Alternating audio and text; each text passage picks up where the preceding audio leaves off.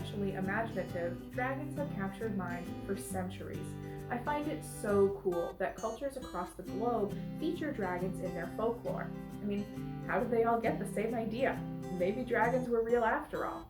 You can continue the folklore tradition by making these realistic dragon eggs with us today. Let's check it out! Hi there, I'm Michelle with the Goffstown Public Library, where I'm an adult services librarian. Welcome to our library. We're so happy to have you for the last week of the Imagine Your Story Summer Experience. That's right, it's the last week of our yearly summer-long celebration of reading, learning, and play in all ages. So this is your last chance to visit goffstownlibrary.com/summer 2020. When you're there, you can log the reading you've done all summer, plus the fun you've had and the virtual events you attended like this one. Just listen for today's secret code revealed sometime soon. In today's video, we'll be making dragon eggs 2 ways. Here's all the supplies you'll need. 2 styrofoam eggs. I have one that is 3 inches tall and one that is 2 inches tall for today's craft. Felt scraps in a couple different colors. Scissors, a hot glue gun, and the template linked in the description below. Plus you'll also need thumbtacks and some old nail polishes. If your old nail polish is crusty and not coming out anymore, you can use some 100% acetone nail polish remover, drop it in the bottle, shake it up, brand new nail polish. Grab your thumbtacks and let's get started. For the first egg, paint your thumbtacks with nail polish. Repeat with a second coat if necessary and then let dry completely.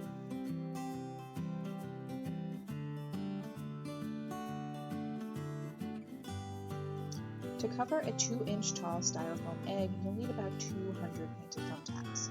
Beginning with the larger bottom end of the egg, stick one thumbtack into the styrofoam. Then working in a spiral motion, add thumbtacks by overlapping the previous ones.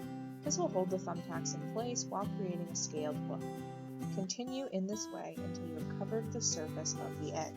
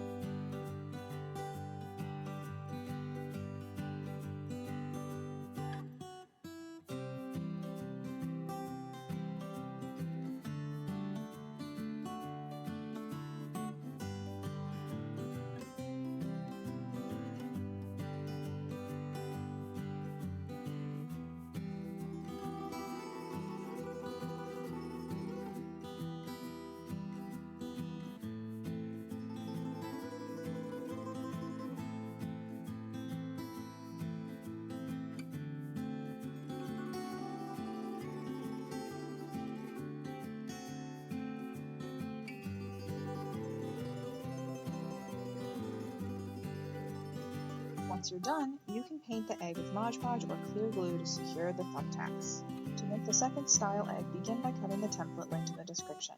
Trace the template onto the felt using a felt tip marker.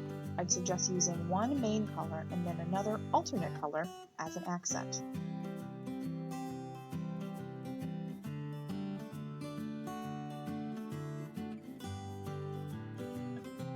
Cut out the traced scales. For a 3-inch tall egg, you'll need approximately 115 felt scales.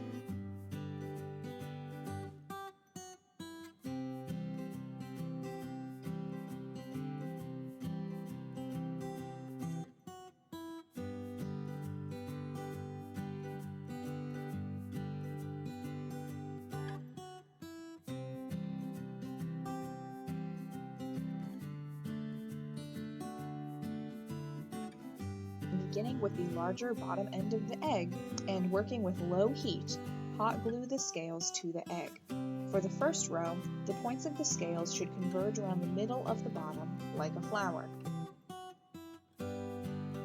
Working in concentric circles, add additional rows of scales, points facing the bottom of the egg. Don't glue down the points of the scales for optimal effect. Continue in this way until you have covered the surface of the egg.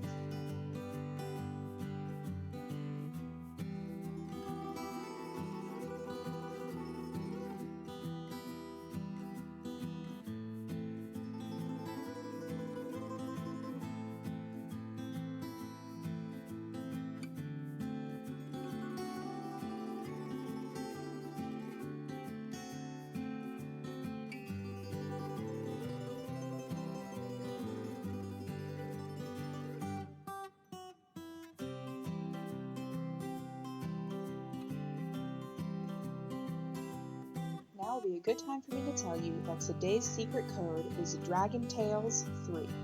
You can log code DragonTales3 at goffstownlibrary.com/summer2020. Don't forget, the code is case sensitive.